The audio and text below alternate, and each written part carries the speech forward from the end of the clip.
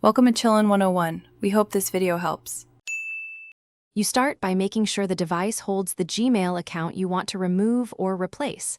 This prevents accidental payment loss. Open Google Pay and sign in if required. Once done, tap your profile icon to access account settings. Make sure you have your new Gmail signed into the device or ready to add, and keep two-factor access available. Having backup payment verification makes switching smoother and avoids being locked out of purchases or subscriptions tied to the old address. You now go into Payments Profile and choose Personal Info to change contact email. This is where Google Pay stores billing contact separately from device accounts. Tap the pencil or edit next to email, then either add the new Gmail or remove the old address. If the interface forces a primary account change, follow prompts to add the new Gmail first.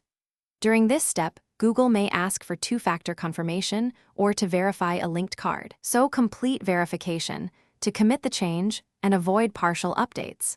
Finish by confirming the new Gmail appears in both Google Pay and your payments profile.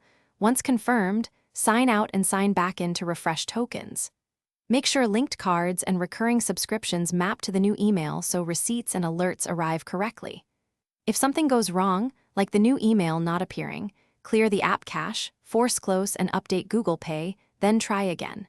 If problems persist, contact Google Pay support and have your verification info ready so they can resolve account linkage quickly. Thanks for watching. Consider subscribing if we helped you.